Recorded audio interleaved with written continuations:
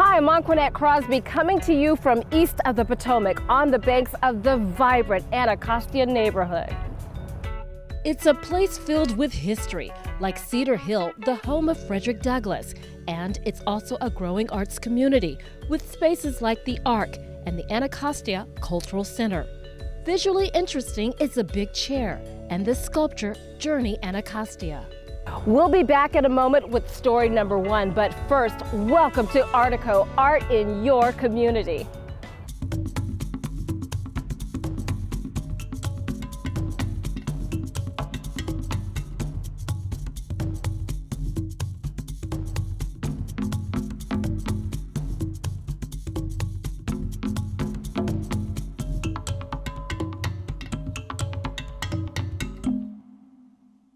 The Anacostia Art Center is a community space that opened in 2013. It's a place of innovation with galleries, boutiques, a cafe, and a black box theater.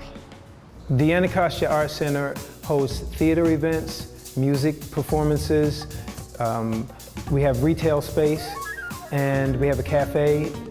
We also have art openings 6 times a year. The Anacostia Art Center offers a number of programs such as Bikram Yoga. We have business entrepreneur workshops in the center that's known as the Hive, which is on the lower level of the Art Center. In the future, we're going to have portfolio development for up-and-coming visual artists to help them to learn better how to present their work. We're interested in having more people come to the art shows that live in the neighborhood. We don't want to be exclusive. The whole point of us having an art gallery here and having a programming that we have is that it's inclusive. In my opinion, the Anacostia Art Center is important to this community because we want to expose the residents of Anacostia, those who have been here for decades and those who have just moved here, to programming through art, music, and so forth that they may have had to otherwise leave east of the river in order to participate in. I live in the area, and moving here I was shocked by how many of my friends had never been to the area, and I thought that dance was a great way to bring people to this neighborhood and to bring art to people in this neighborhood. This show, we decided to sort of take a theme looking at social injustices and inequality. We kind of have done smaller works that look at, on the human level, how these things affect people, at relationships. And we've tried to sort of bring that to life through coming to Anacostia to do the performance, through offering free tickets to residents from the area so that we can really reach out through our dance. Some of the upcoming events that we have over the next few months are, we're having what we call an after-hour club. It's called The Hut. We're going to have theater incubation, or theater residencies, dance residencies. We're going to have an art show, a group show with artists from Ward 7 and 8. We get mixed reviews about the Anacostia Art Center from the community. Some longtime residents may be a little wary of if we are the beginning of a wave of gentrification. Other residents, some new, some who've been here for a while, appreciate the improvement that it's done to this block of Good Hope Road. I would say right now the reaction is sort of mixed, but mostly positive. Our goal is to be the epicenter of arts and culture in DC, and I think we're on that track right now. So I would just suggest anyone to come and visit, bring a friend, go on our website, anacostiaartcenter.org, and usually we have programming about a month and a half out. 5 ballets, 3 choreographers, 3 music ensembles performing live on stage. It's a dance company dedicated to advancing contemporary ballet. Chamber Dance Project is a collaborative effort between musicians and dancers, choreographers and composers. And I founded it originally in New York in 2000. An opportunity to come to DC presented itself about 4 years ago, and I seized it because I saw that there was a big opportunity here for this project, which is built upon working with fantastic musicians live with dancers. I started it after I had my second child, and I had this urge to give back to not just the dance community, but the audience in ways that I could. And my medium is dance, and specifically choreography. We present work that's new and contemporary. Every year we commission choreographers, and once in a while we're able to commission a composer, which we did with Moshe Snowden in our brass band. Ballet Brass and Song is built both on the success of our last season as well as the future, where we're going. The song is what I wanted to do and go into a new area for myself, which is working with Cole Porter songs and creating a work that is a vignette of looking at his various songs, maybe with a new eye. The ballet is our repertoire works with our incredible string quartet, which are all DC musicians. The brass is building on our standing ovations, crazy success of taking a street band from DC, putting them on stage, and commissioning two choreographers, Victor Adbusola, who's a DC hip-hop artist, and Jennifer Archibald, who's a contemporary New York choreographer. So I sort of married them together, match-made them, and what came out was incredible.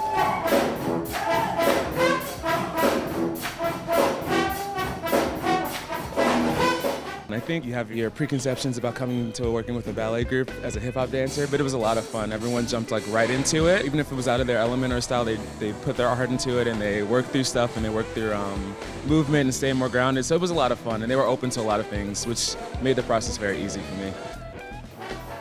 In my mind, Chamber Dance Project is not totally redefining, but going back to our roots, which is live music. Going back to the early ballets, 1581, it was always live music and dancers. We've gotten away from that over the years with many, many companies who, for expedience sake, will go to the tape, and it's less expensive. But is it artistically of the same quality and level of a performing art? I would argue no. It's not a performing art if you're performing to a tape that you've heard 97 times in rehearsal.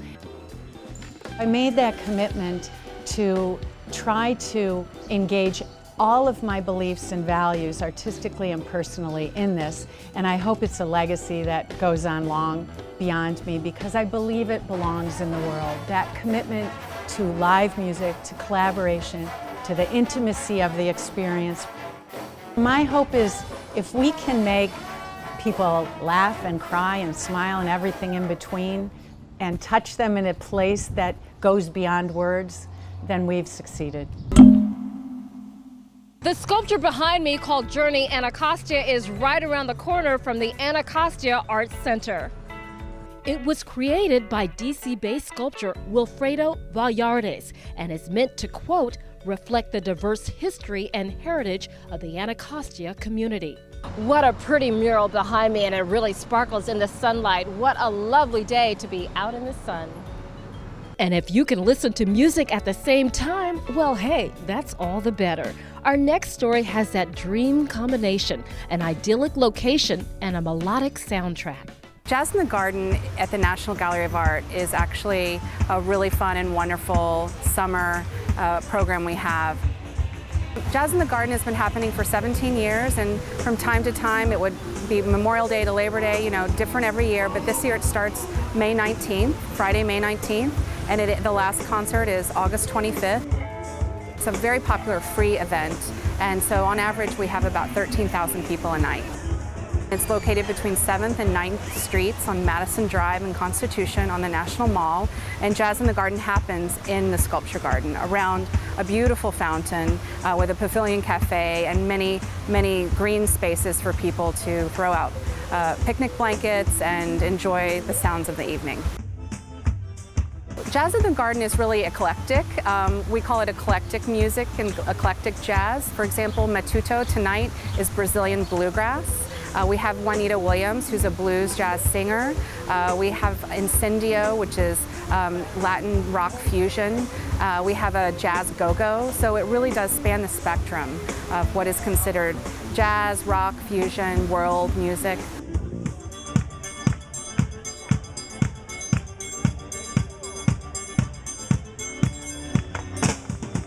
Tuto is a New York City-based group. We play a mix of American roots music and Afro-Brazilian rhythms.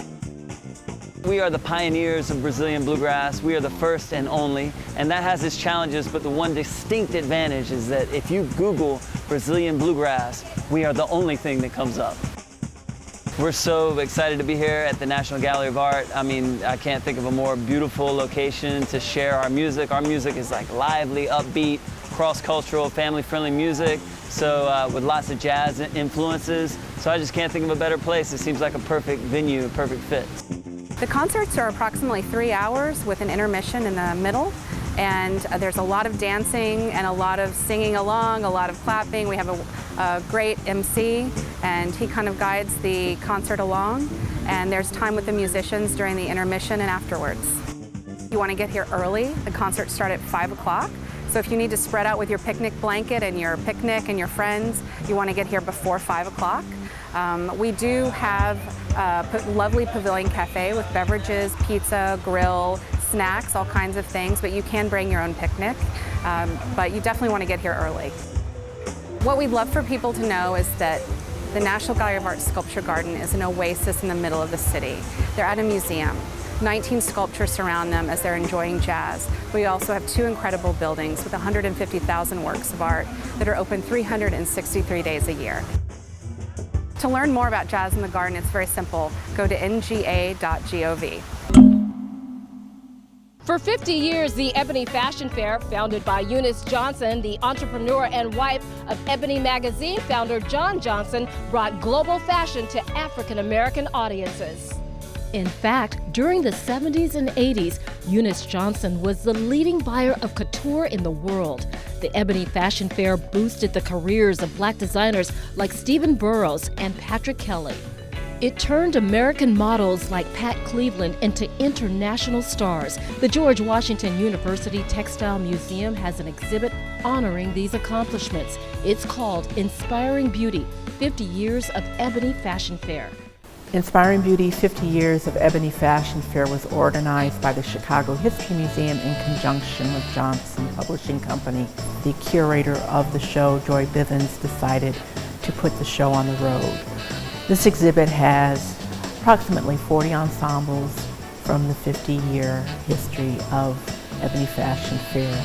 The earliest examples start in the early 1960s, and we have garments that were selected as late as 2007, 2008. Mr. Johnson received a cold call from a woman in New Orleans in 1956. She requested models for a charity fashion show she was putting together for the hospital at Dillard University. Mr. Johnson thought the idea was great. He sent models and clothes. So he and Mrs. Johnson revisited the business model in 1958 and launched Ebony Fashion Fair. Washington, D.C. was among the first cities on that first tour in 1958. The fashion show was a charity event and raised money for organizations across the country. Each city had a host organization that would sign a contract with Ebony Fashion Fair guaranteeing a venue and so many seats sold. And the show would travel, the models would travel by bus to each city and present the fashion show. Initially, there were probably 10 to 12 venues in the late 50s. The show reached its height in the mid to late 80s, traveling to 200 cities across the country and the Caribbean. Initially, the French designers did not sell, or reluctant to sell, to Mrs. Johnson. They were concerned that their sales would be affected with their gowns featured on brown skin models. And through persistence and Mr. Johnson's resources, they were able to convince the designers that they were in fact using these gowns and taking them to audiences that would not see French or Italian haute couture. By the early 60s, they were working closely with the designers. Mrs. Johnson also acquired garments from African American fashion designers as they were beginning their careers, emerging designers, and featured their work alongside the European haute couture. Stephen Burrows, B. Michael, Patrick Kelly, L'Amour, Henry Jackson.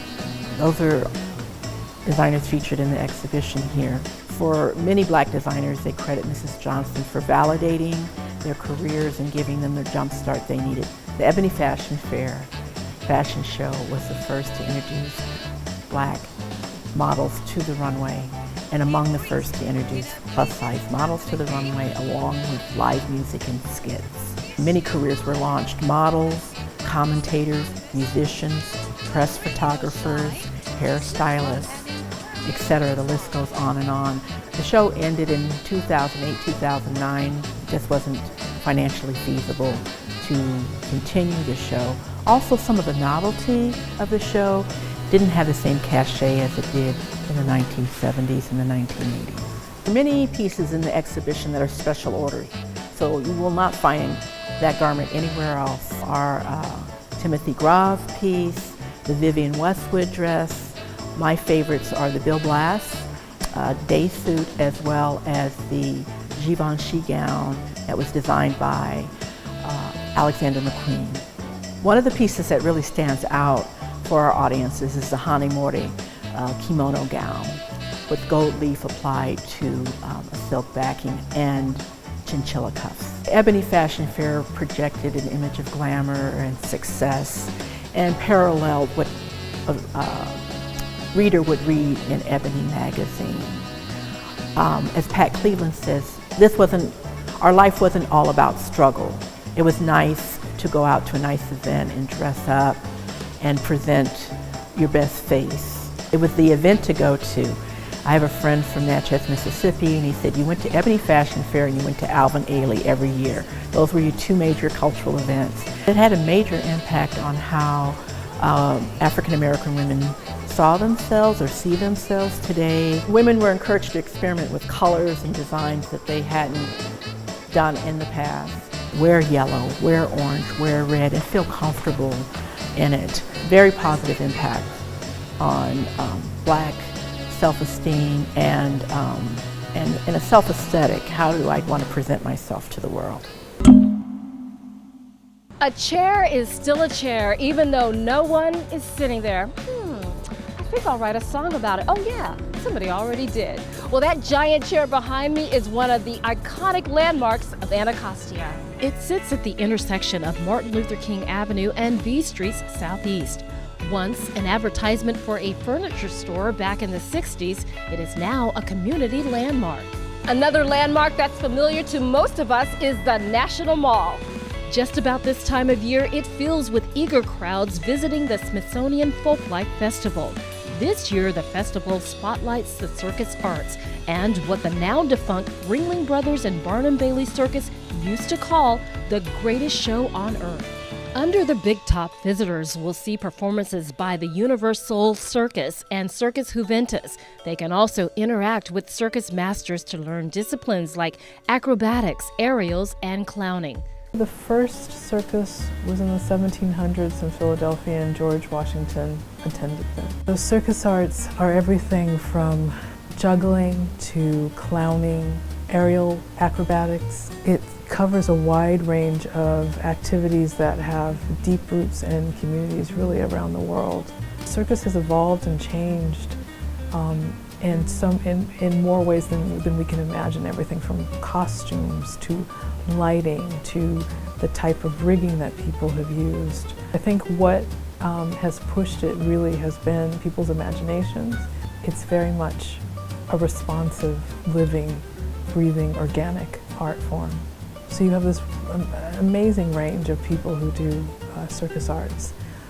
Some of it is still and quiet, and some of it is sort of spectacular, but all of it is, I think, really rooted in discipline and a high level of artistic excellence.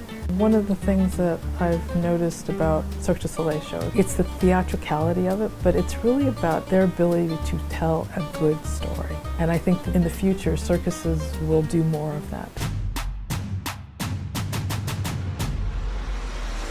I think Universal is another interesting example of the future of the circus. It's been called the African American circus, a contemporary African American circus. Well, when you talk to the founder, Cedric Walker, and others, they talk about their circus as being global. This sense of openness and this place where we all can sort of sit together and be a part of something that is creative and that celebrates the best of us. To me, that's the magic of circus. Want to make sure you don't miss the events we've mentioned? Then get out those phone calendars right now. The Folklife Festival runs June 29th through July 4th and July 6th through July 9th. Experience the Chamber Dance Project's ballet, Brass and Song, June 22nd through June 24th.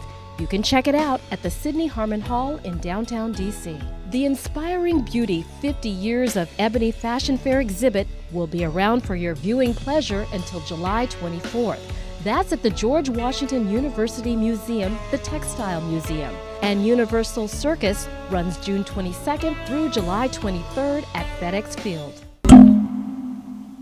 You know, if you've been doing something for 30 years, well, you're probably pretty good at it. And that was certainly evident at this year's Dance Africa Festival. Held at Dance Place in Northeast Washington, it celebrates community and the dance and music of the African diaspora.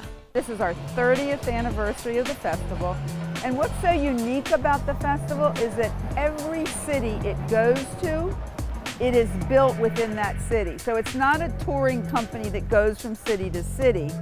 It is slightly different in every city that it happens in. And what the festivals have in common is that it always has a marketplace, it always has master classes, and it has some type of public performance. The festival exists and was created by Bubba Chuck Davis. And he first created it at the Brooklyn Academy of Music in Brooklyn, New York.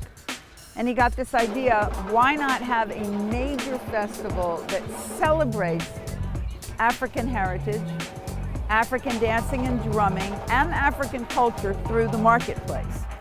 I said, Bubba, will you come to Washington and help us create the festival here in Washington?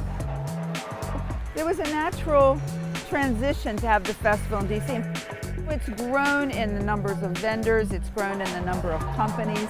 Certainly the outdoor stage, we've packed it. Every hour on the hour is a different wonderful group. A lot of people that you see here at this festival, they only see each other once a year. But it's a wonderful homecoming. Dance Africa DC is the culmination of African dance that I participate in every year, and it's an amazing festival that I get a chance to come and take master classes from teachers all across DC and have the opportunity to share my enthusiasm for African dance and dance in general. I love being around kids. I may not personally have any myself, but being around so many is like I have 1,000 rooted children everywhere. We have drummers that have come from California, New York, Florida to be together. This festival not only embraces the community, it builds community. It is bringing everyone together through dance, music, food, handcrafts, visual art, all kinds of cultural artifacts. One of the most unique things about this festival is the spirit of unity and togetherness that it offers. Really, DC has so much African culture, African dance culture, African American participation in the African dance community, and the fact that we can all come together for not just a day or so, not just a small weekend, but honestly for about 4 or 5 days in 1 week, we can all just share what everybody has to offer and what we all know exists, but we bring it all together and show this and put it right in the forefront. It's like a highlight reel every day. Sylvia Suma is the director of our African dance program here at Dance Place. She's also the artistic director of Koyaba Dance Theater and the director of the Academy, which is Koyaba Academy for Dance. So it's a natural transition for her to be the co-artistic director of DC's Dance Africa with Bubba Chuck Davis. They had planned to do the festival together this year, but unfortunately he passed, and so now we're doing it with his spirit. The festival itself is honoring the spirit, the memory of Bubba Chuck Davis. So we've selected some very important pieces that can speak to his beauty, his spirituality, his large reach.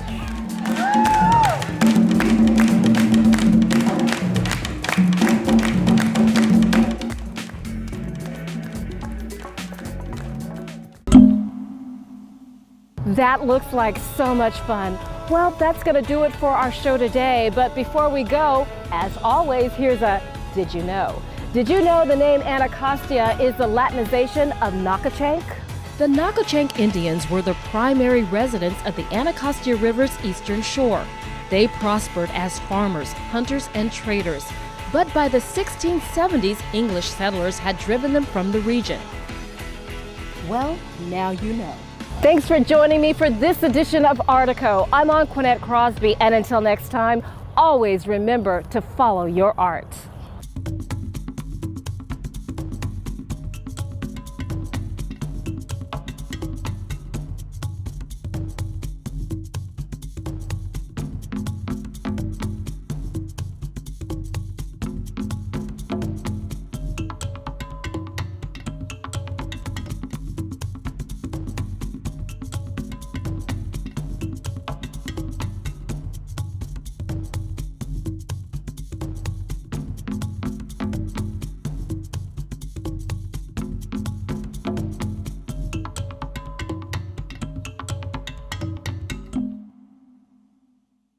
This program was produced by WHUT, Howard University Television, and made possible by contributions from viewers like you.